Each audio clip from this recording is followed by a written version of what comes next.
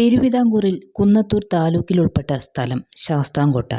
ഐതിഹ്യപ്രകാരം ഈ സ്ഥലത്തിന് ശാസ്താംകോട്ട എന്ന് പേര് വരാനുള്ള കാരണത്തിലേക്ക് കടന്നാൽ പന്തളത്ത് രാജാക്കന്മാർ പാണ്ഡ്യരാജ വംശന്മാരാണെന്നും അവരുടെ കുലപരദേവത ശബരിമല ശാസ്താവാണെന്നും ഉള്ളത് സുപ്രസിദ്ധം.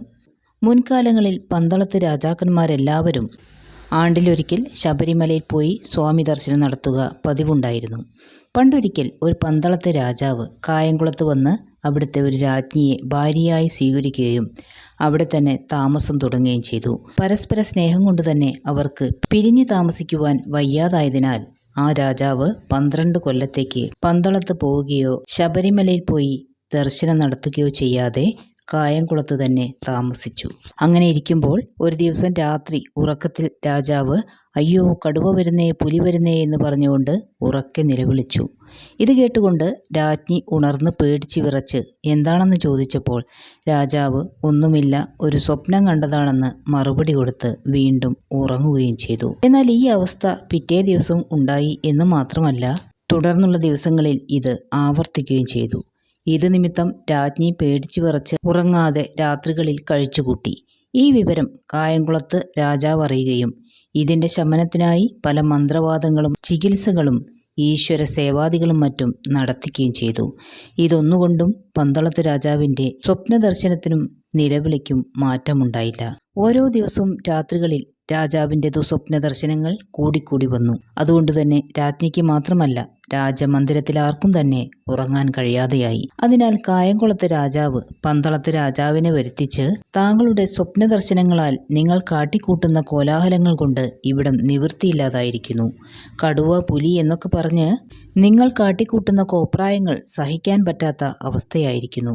അതുകൊണ്ട് തന്നെ ഇനി നിങ്ങളിവിടെ താമസിക്കണമെന്നില്ല, പന്തളത്ത് തന്നെ പോയി താമസിക്കണം എന്നും വളരെ പുച്ഛത്തോടെയും പരിഹാസത്തോടെയുമാണ് പറഞ്ഞത്. ഇത് കേട്ട് പന്തളത്ത് രാജാവിന് വല്ലാത്ത മനോദുഃഖം നേരിട്ടു. ഒന്നാമത് തൻ്റെ പ്രാണപ്രിയയായ രാജ്ഞിയെ വിട്ടുപിരിഞ്ഞ് താമസിക്കുക എന്നുള്ളത് വളരെ ബുദ്ധിമുട്ട്. അന്ന് രാത്രിയിൽ പന്തളത്ത് രാജാവിന് പതിവുള്ളത് കൂടാതെ വിശേഷാൽ ഒരു സ്വപ്നം കൂടി ഉണ്ടായി. അത് ഒരു പരദേശ ബ്രാഹ്മണൻ അദ്ദേഹത്തിൻ്റെ അടുക്കൽ ചെന്ന് ഹേ, അവിടുന്ന് ഒട്ടും വിഷമിക്കേണ്ട, ഒരു കാര്യം ചെയ്താൽ അവിടേക്കുണ്ടായിരിക്കുന്ന ഉപദ്രവമെല്ലാം മാറി സുഖമാവും എന്ന്. അവിടുന്ന് പരദൈവമായ ശബരിമല ശാസ്താവിനെ ദർശനം കഴിച്ചിട്ടിപ്പോൾ 12 കൊല്ലമായല്ലോ. അതിനാൽ അവിടെ പോയി ഒരു 12 ദിവസം സ്വാമിയെ ഭജിക്കണം. ഇതൊക്കെ ചെയ്താൽ എല്ലാം സുഖമാവും. അങ്ങ് സ്വപ്നത്തിൽ കാണുന്ന കടുവയും പുലിയും ശബരിമല ശാസ്താവിൻ്റെ നായ്ക്കളാണ്. കായംകുളത്ത് രാജാവ് അങ്ങേ ആക്ഷേപിച്ചതിൻ്റെ ഫലം അദ്ദേഹം അനുഭവിക്കും. ഇത് കേവലം ഒരു സ്വപ്നമായി കരുതാതെ ശബരിമല ശാസ്താവ് തന്നെ തൻ്റെ അടുക്കൽ എഴുന്നള്ളിച്ചരുളിയതാണെന്ന് വിശ്വസിച്ച് രാജാവ് പിറ്റേ ദിവസം തന്നെ വിവരങ്ങളെല്ലാം രാജ്ഞിയെ അറിയിച്ച് തനിക്ക് പോവാനുള്ള അനുവാദം തരണമെന്നും പറഞ്ഞു. രാജാവിൻ്റെ ബുദ്ധിമുട്ട് മാറിക്കിട്ടിയാൽ നല്ലത് തന്നെ. എന്നാൽ രാജാവിനെ പിരിയാൻ രാജ്ഞിക്കും ബുദ്ധിമുട്ട്. എങ്കിലും വചനം കഴിഞ്ഞാൽ ഉടൻ തൻ്റെ അടുത്ത് എത്തിക്കോളാമെന്ന് സത്യം ചെയ്യിപ്പിച്ച് രാജ്ഞി രാജാവിനെ യാത്രയാക്കി. അന്നു മുതൽ കായംകുളത്തെ രാജാവിന് ചെറിയൊരു ചിത്തഭ്രമത്തിൻ്റെ ലക്ഷണം കണ്ടു തുടങ്ങി. കടുവ പെറ്റു, പുലി പെറ്റു എന്നിങ്ങനെ പറയുകയല്ലാതെ മറ്റൊന്നും ഉരുവിടാതെയായി. കുളി, ഭക്ഷണം മുതലായത് തന്നെ മറ്റുള്ളവർ നിർബന്ധിച്ച് ചെയ്യേണ്ടതായി വന്നു. ചില ദിവസങ്ങളിൽ ആരെല്ലാം നിർബന്ധിച്ചാലും ഉണ്ണാതെയും ഉറങ്ങാതെയുമായി. രാജ്യകാര്യങ്ങളെപ്പറ്റി ചിന്തകളില്ലാതെ അദ്ദേഹം ചിത്തഭ്രമത്തിൽ കൂടുതലായി അകപ്പെട്ടു. രാജ്യമന്ദിരത്തിലുള്ളവരും രാജ്യവാസികളും രാജാവിൻ്റെ ഈ അവസ്ഥ കണ്ട് വ്യാകുലപ്പെട്ടു. അനേകം മന്ത്രവാദങ്ങളും ചികിത്സകളും ചെയ്യിപ്പിച്ചു.